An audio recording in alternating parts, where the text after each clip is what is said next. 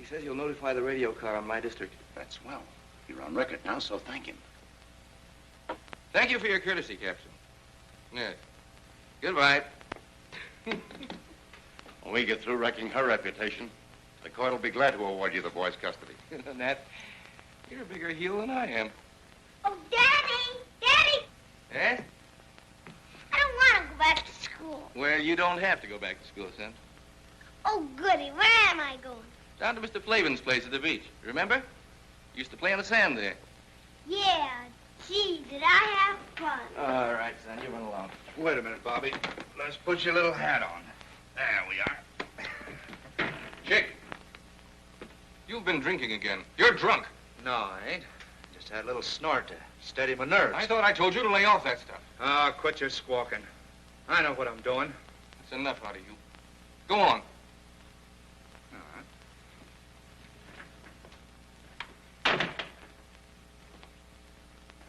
Nat, I'm going to get rid of him. I'm not going to have him around the place any longer. Don't be a fool, Millard. If you do that, he'll tell Moore all he knows. You've got to keep him until this case is settled. No, I don't. I did a little checking up on him. I took the liberty of going through his trunk. I found out that he's an ex-con violating his parole. I'm going to turn him over to the police. Well, I'm going home and get some sleep. You better get some, too, so you'll make a good appearance in court in the morning. Sure. I will. Good night, Millard. Good night, Nat. What's the matter, Chip? Got to get something out of the garage. You stay here. I'll be right back.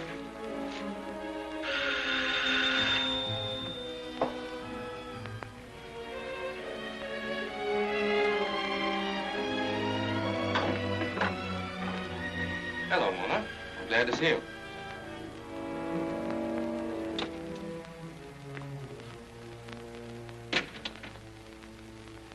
Millard, where's Bobby? Take it easy, dear. Let's have a little drink first. You took him out of school, didn't you? Of course. The judge gave me the right to see him now and then, didn't he?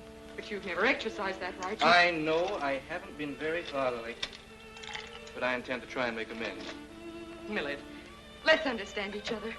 It's not our baby you're interested in. It's money you want, isn't it?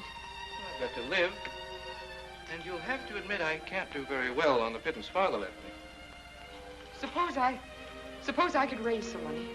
Would you be willing to drop the custody suit and give up all claims to Bobby? Not all claims, my dear. But I might drop the custody suit for a consideration.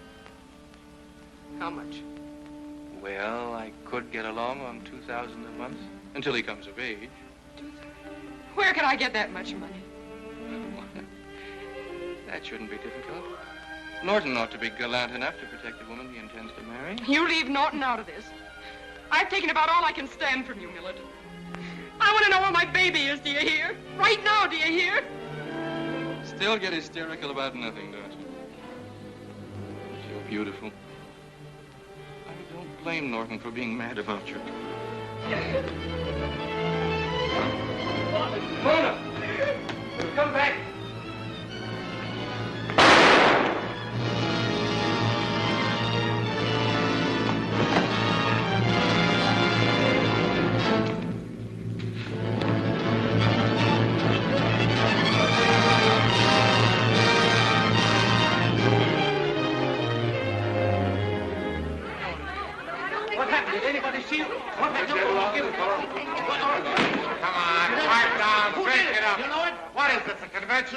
Come on, keep him outside there. Out. Hey, where do you think you're going? Oh, Brody, I want to see Jim. Ah, no, you don't. The captain said if Jinx Winslow shows up, she'll be snooping for nationwide again. So keep her out. Oh, now, Brody, have a heart. Hey, Brody!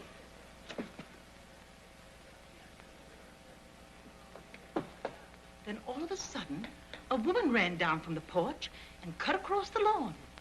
She was in such a hurry that she tripped over something and fell. But she got right up again, and the last I saw of her, she was running up the street. Did you know the ex-Mrs. Lanham? Yes. She was too snooty to be neighborly. You think that the woman you saw running away from the house was Mrs. Lanham? Oh, I couldn't say for sure. You see, she was all bundled up in a big gray coat, and she had on a light gray hat that came down so far that I couldn't see her face. Gray coat and hat, huh? Yes. Thanks, Mrs. Widener. Ed. Take this lady's name and address so she can be notified when the inquest takes place. Here's Mr. Flavin, boss. Hello, Nat.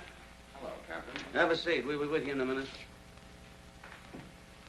It's murder, all right, Murph. That wound couldn't have been self-inflicted unless he swallowed the gun after he shot himself. That's right. Well, here's the way I got it figured out. Landon sues his ex-wife for the custody of the kid, and she threatens his life, and he asks for police protection. So naturally, when somebody rubs him out, there's only one logical conclusion to make. Sure, the dame did it. That's right, Brody. Nat, did Lyman tell you that his ex-wife had threatened his life? Yes, she did. She phoned him while we were having dinner here this evening. Oh, then it was you that advised him to ask for police protection. Yes, merely as a precautionary measure. Do you know where Mrs. Lannon lives? Yes, at the Royal Arms. And if you don't find her there, you might try Donald Norton's apartment at the Montequito. Donald Norton? Who's he? Her fiancé.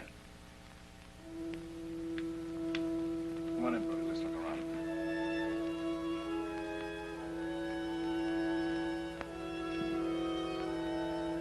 Come on, we're wasting time. There's nothing here. Okay, Jim. You and Brody go pick her up. See if you can get a confession out of her. All right, come on, Brody.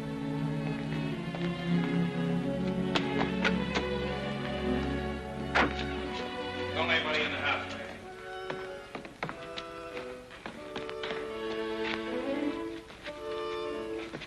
Why don't you look where you're going? Hey, Jim, look what I found. It's only a heel. I thought you'd found something. It is something. Didn't that woman say the murderers tripped over something when she was running across the yard? I bet it was this hedge. And I bet it tore her heel off. Maybe you're right at that. Yeah, maybe it's a good thing I didn't look where I was going, huh? Excuse me.